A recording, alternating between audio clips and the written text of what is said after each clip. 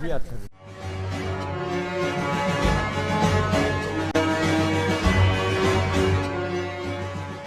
যশোর শিক্ষা বোর্ডে এইচএসসি পরীক্ষা সুষ্ঠু পরিবেশে শুরু হয়েছে। বৃহস্পতিবার সকাল 10টায় বাংলা প্রথম পত্র পরীক্ষায় বসেছে 570টি প্রতিষ্ঠানের 1,17,177 জন পরীক্ষার্থী।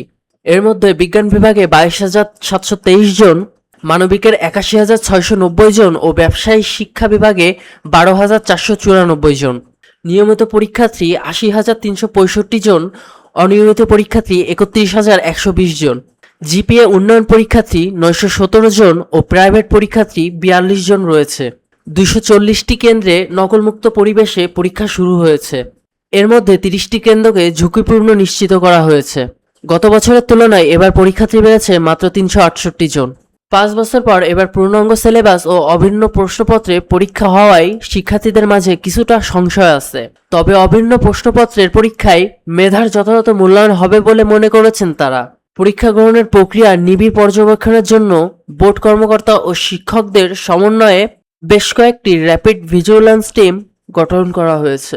সব কেন্দ্রে সিসিটিভি ক্যামেরা স্থাপন করা হয়েছে।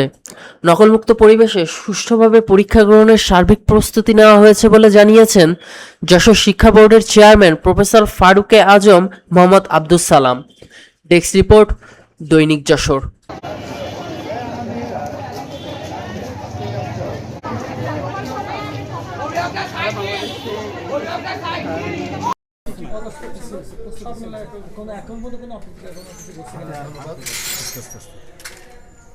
আজ 2রা জুলাই 2026 সকাল 10টায় যথারীতি যশোর শিক্ষা বোর্ডের সকল কেন্দ্রে উচ্চ মাধ্যমিক পরীক্ষা বাংলা প্রথম পত্র শুরু হচ্ছে।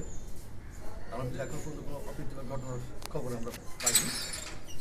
আর নকলমুক্ত পরিবেশে পরীক্ষা করার জন্য আমরা মত বিনিময় সভা করেছি। আপনারা জানেন আমাদের শিক্ষামন্ত্রী মাননীয় মন্ত্রী মহোদয় খুলনা বিভাগীয় অডিটোরিয়ামে সভা করে বিভাগের সকল কেন্দ্রে ভারপ্রাপ্ত কর্মকর্তাদেরকে নিয়ে সেখান থেকে ব্রিফ করেছেন, নির্দেশনা দিয়েছেন কীভাবে নকলমুক্ত পরিবেশে পরীক্ষা নেওয়া হবে। আমরা সকল ব্যবস্থা মেজারমেন্ট আমরা নিয়েছি ইনশাল্লাহ। আর তাছাড়াও প্রত্যেক জেলায় জেলা প্রশাসক মহোদয় এবং তারাও পৃথক পৃথকভাবে সভা করেছেন। প্রত্যেক উপজেলায় ইউনো মহোদয়েরও প্রত্যেক ফলে মানে কেন্দ্র থেকে একদম প্রান্তিক পর্যায় পর্যন্ত আমাদের নকলমুক্ত পরিবেশে সুন্দর পরিবেশে পরীক্ষা নেওয়ার জন্য আমাদের সকল আয়োজন সম্পন্ন হয়েছে। কিন্তু অভিন্ন প্রশ্নের পরীক্ষা হচ্ছে এবং সিলেবাস পূর্ণ সিলেবাসে পরীক্ষা হচ্ছে।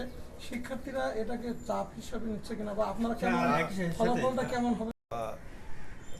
এইবার অভিন্ন প্রশ্নে প্রথমবার পরীক্ষা হতে যাচ্ছে। কিছু চ্যালেঞ্জ তো আছে, আমরা মোটামুটি সতর্ক আছি যাতে করে কোনোভাবে প্রশ্ন ফাঁস হওয়ার হতে না পারে। তবে অনেক সময় অতীতে দেখেছি যে সাইবার হিসেবে যেটি একটা গুজব তৈরি করা হয়, সেই বিষয়ে আমাদের জেলা প্রশাসন এবং আমাদের জেলা প্রশাসনের সাইবার সিকিউরিটি টিম তারা সজাগ আছেন। কেউ যদি মিথ্যা গুজব ছড়ায় তাহলে সাথে সাথে সেখানে তাকে চ্যালেঞ্জ করা হবে, তাকে জিজ্ঞাসাবাদ করে কোন কিছুতেই করা হচ্ছে।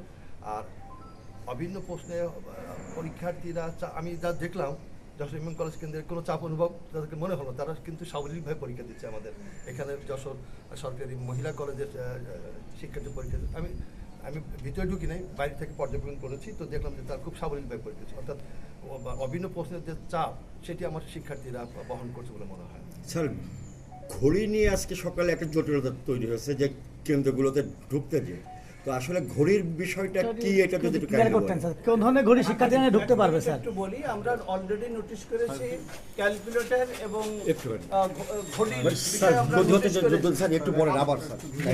আমরা ঘড়ি এবং ক্যালকুলেটরের বিষয়ে আমরা যথারীতি নোটিশ করেছি। কাঁটাযুক্ত ঘড়ি শিক্ষার্থীরা ব্যবহার করতে পারবে, কোনো অসুবিধার কিছু নেই, এতে বাধা দেওয়ারও কিছু নেই। কাঁটাযুক্ত ঘড়ি জানেন না যারা আজকে কলেজের দায়িত্ব পালন করেছে অবশ্যই নোটিশ তারা করা হচ্ছে আছে। মেন গেটে